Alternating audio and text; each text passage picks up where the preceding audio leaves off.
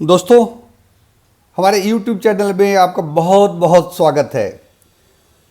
कुछ दिन पहले हमने एक वीडियो बनाया था जिसमें हमने कहा कि आज का जो अपॉर्चुनिटीज़ है 2023 में जो अपॉर्चुनिटीज़ है, शायद इस साल आपका पैसा ना बढ़े स्टॉक मार्केट में, बट यह एक लाइफ टाइम अपॉर्चुनिटीज़ है इन्वेस्टमेंट के लिए। और मैंने यह भी कहा था कि एक वीडियो में मैं आपको कुछ सेट ऑफ स्टॉक सजेस्ट करूँगा जो कि मुझे लगता है कि अगले साल या अगले 2 सालों में 3 सालों में इसका बहुत ही अच्छा परफॉर्मेंस होगा। जिस स्टॉक की मैं बात कर रहा हूँ उस सेट का स्टॉक होगा एक मिक्सचर लार्ज कैप से और ब्लू चिप्स शेयर से, और दूसरा कैटेगरी होगा उसमें इमर्जिंग स्टॉक जो कि स्मॉल कैप शेयर से। तो चलिए हम अपने चर्चा को आगे की ओर ले जाते हैं और इस विषय पर हम चर्चा करते हैं। So the portfolio for 2023, this I am saying. Here, इस पोर्टफोलियो की जिस तरह से हम इस पोर्टफोलियो की एक खूबी होगी कि इस पोर्टफोलियो में हम दोनों लार्ज कैप और मिड कैप दोनों रखेंगे। तो लार्ज कैप स्टॉक में आपको मैं पहले कुछ नेम सजेस्ट करूंगा जो कि ब्लू चिप्स कंपनीज हैं, और मिड कैप स्टॉक भी हम सजेस्ट करेंगे, या स्मॉल कैप स्टॉक की दूसरी कैटेगरी होगी जो कि इमर्जिंग ब्लू चिप है, depending on the profile of the investor. जैसे सपोज करिए कि आप एक यंग इन्वेस्टर है, तो आप अपने रिस्क प्रोफाइल के हिसाब से यह कहना चाह सकते हैं कि आप यहाँ में भी लार्ज कैप में आप 60% डालें और यहाँ 40% डालें, और इसके अंदर जो स्टॉक होगा उसके अंदर फिर 60% का डिस्ट्रीब्यूशन करना पड़ेगा।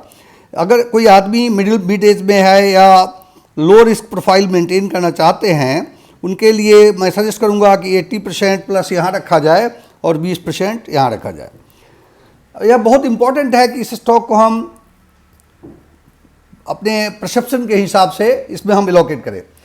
But before I proceed and give you the list of the stocks, मैं एक चीज़ कहना चाहूँगा कि ये सारे स्टॉक्स हमारे पोर्टफोलियो में हैं, और अब अपने पोर्टफोलियो का बेस स्टॉक एक तरह से हमने चूज किया है, और मेरा सोचना है आने वाले दिनों में इसका परफॉर्मेंस काफ़ी अच्छा रहेगा।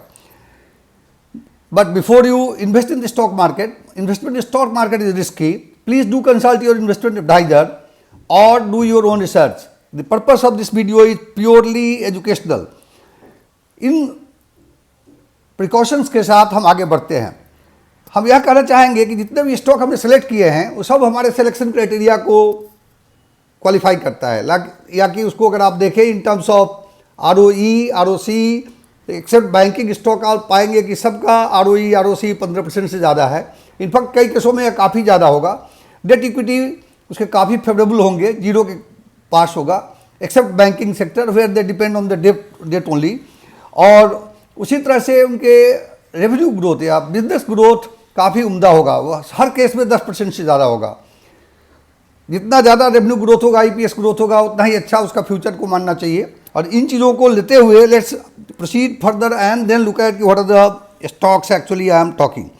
सो लार्ज कैप और ब्लू चिप्स, यह स्टॉक्स आप पाएंगे कि लिस्ट में कंसिस्टेंट कंपाउंडर है। काफ़ी स्टॉक्स है जो कंपाउंडर है, विगत वर्षों में काफ़ी अच्छा रिटर्न देता रहा है, और उनके जो CAGR हैं वो काफ़ी उम्दा है। सबसे पहला सेक्टर जो हमने बैंकिंग सेक्टर को चूज किया है, इसमें हम HDFC बैंक का नाम यहाँ लाना चाहेंगे, और NBFC में हम 2 नाम लाना चाहेंगे, बजाज फाइनेंस और Cholamandalam finance. Bajaj finance large cap में है, और चोलामंडलम को आप मिड कैप कर सकते हैं या इमर्जिंग लार्ज कैप कर सकते हैं।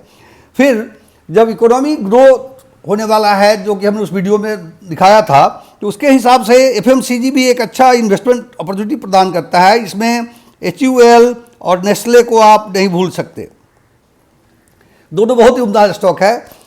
2 मिनट्स मैगी को कौन नहीं जानता जो नेस्ले का प्रोडक्ट है, और HUL का शायद ही कोई इंसान आप पता लगा पाएंगे जो HUL के कोई ना कोई प्रोडक्ट को नहीं लेता हो। IT बड़ा ही डिप्रेस्ड कंडीशन में रहा है कुछ दिनों से, बट इनके इनकम काफ़ी अच्छा रहा है, इसके ग्रोथ भी अच्छे रहे हैं। तो इसको देखते हुए इसमें जो स्टॉक लार्ज कैप में जो मुझे अच्छा दिखता है, TCS एंड HCL टेक, इन स्टॉक को मैं बात करूंगा। और उसके बाद कुछ जनरल कुछ स्टॉक्स हैं like Asian paints, page industries, Titan, यह एवरग्रीन स्टॉक है, इसको हमेशा अपने सेक्टर में रखना चाहिए। देन इंश्योरेंस से हम कुछ स्टॉक लाना चाहेंगे जिसमें कि HDFC लाइफ और ICICI लॉम्बार्ड, ये दोनों को आप अगर लेते हैं तो यह बोथ लाइफ और जनरल इंश्योरेंस सेक्टर को कवर करता है। उसके बाद जैसा कि मैंने शुरू में कहा कि जो कंपाउंडर स्टॉक है, सबको कंपाउंडर कहा जा सकता है, इनके ग्रोथ बहुत उम्दा रहे हैं और काफ़ी तेज गति से आगे बढ़ता रहा है। अगर आप 15% CAGR अगले 5 वर्षों में देखना चाहते हैं तो इन स्टॉक में पैसे पार्क किया जा सकता है।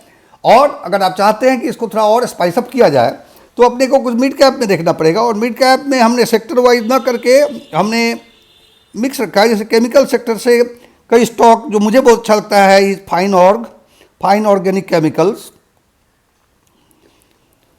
सोलर इंडस्ट्रीज, और रिसेंटली अपने एक वीडियो में हमने एक स्टॉक सजेस्ट किया था, क्लीन साइंस एंड टेक्नोलॉजी। तो ये तीनों स्टॉक काफ़ी अच्छा मुझे लगता है। उसके बाद हमने यह बताया था पुराने वीडियो में कि जो डिजिटल सिग्नेचर का सेक्टर है वो काफ़ी अच्छा करने की, उसका ग्रोथ रेट काफ़ी उम्दा दिखता है, 30-34% CAGR दिखता है। उसके हिसाब से इसमें एक कंपनी है जो लीडर कंपनी है, eMudra, एक छोटी कंपनी है। मैं कहूँगा इसमें आप बराबर एलोकेट अगर ना करें तो इसमें कुछ न कुछ पोर्शन एलोकेट जरूर करें। और इसके बाद एक जो डिफेंस सेक्टर से एक हम भारत डायनामिक्स जो गवर्नमेंट का है, इसको हमने इस पोर्टफोलियो में लाना चाहा है। इसको 2 भाग में बांटते हैं। हो सकता है कि आप ऐसा करें, करीब 70% आपका जो मिड कैप एलोकेशन है उसका यहाँ लगाएं और 30% आप यहाँ डाल सकते हैं। इसको depending on your understanding you can change this also. So once again मैं यह कहना चाहूँगा कि जब हमने एलोकेशन दिखाया था, जैसे सपोज करो कि आप 30-35 ईयर्स के एज ग्रुप में हैं, उसके हिसाब से लार्ज कैप में आप काफ़ी डाल रहे हैं और मिड कैप में 40% डाल रहे हैं। जैसे आपने 40% मिड कैप में डाला, इस 40% का जब मैं यहाँ 70-30 की बात कर रहा हूँ तो दिस इज 40% का 70% एंड 30% की बात कर रहा हूँ मैं। उसी तरह से जब हम यहाँ अगर 60% आप डाल रहे हैं इन शेयरों में, तो इसमें भी आप यह कर सकते हैं कि इसको बराबर एलोकेट कर सकते हैं। जिसमें आपका अगर रिक्वायरमेंट या आपका ओपिनियन थोड़ा ज़्यादा पॉजिटिव है उसमें थोड़ा ज़्यादा डाल सकते हैं। तो इस तरह से मुझे लगता है कि आप एक अच्छा पोर्टफोलियो बना सकते हैं। इसके बाद एक स्टॉक है जो हमेशा से लोगों ने उसको अप्रिशिएट किया है। इस ग्रुप का नाम कौन नहीं जानता, बिकॉज इस ग्रुप में ऑलरेडी हमने लाइक टाइटन जो टाटा ग्रुप का है हमने लिया है, TCS टाटा ग्रुप का लिया है, बट एक बहुत ही बड़ा ग्रुप है जिसका नाम आपको श्योर पता होगा, रिलायंस इंडस्ट्रीज।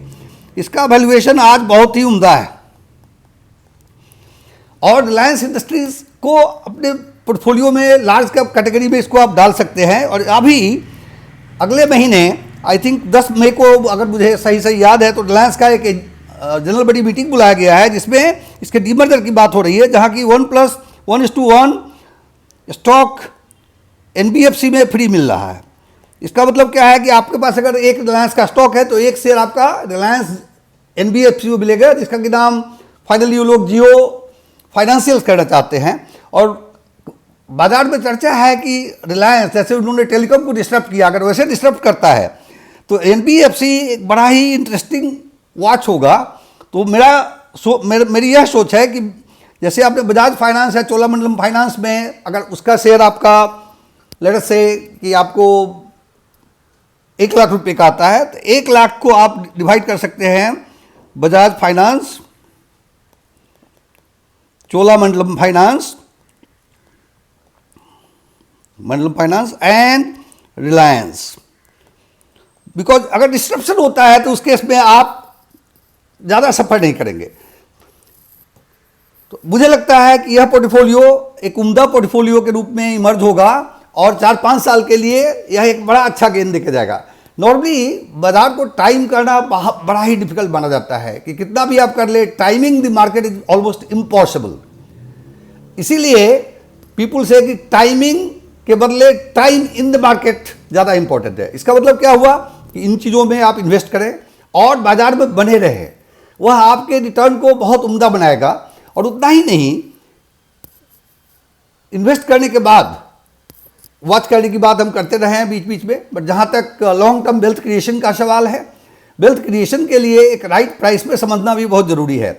हमने यहाँ कंपनी के नाम डाल दिए हैं। हम डिफरेंट वीडियो जब हम बनाते हैं इन कंपनी को अब फिर से कवर करेंगे एक एक करके, और आप अपने इसको टेक्निकल एनालिसिस से देख के देखिए कि अगर उसका वैल्यूएशन बड़ा अट्रैक्टिव हो गया है, जैसे बजाज फाइनेंस 55-5600 में मुझे काफ़ी अच्छा लगता है, रिलायंस भी 2300 के आसपास अच्छा भाव है इसका।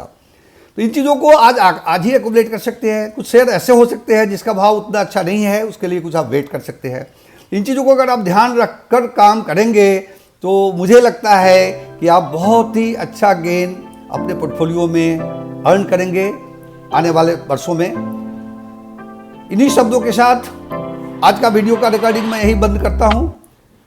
अगर आपको ये वीडियो अच्छा लगा तो आप इसे ज़रूर लाइक करें, अपने दोस्तों में सर्कुलेट करें, और अगर आपने चैनल को सब्सक्राइब नहीं किया है तो प्लीज़ सब्सक्राइब करें और हर वीडियो में कमेंट करें। आपके कमेंट मुझे यह गाइड करता है कि किन क्षेत्र में वीडियो बनाया जाए। तो thank you so much for your time and see you in the next video.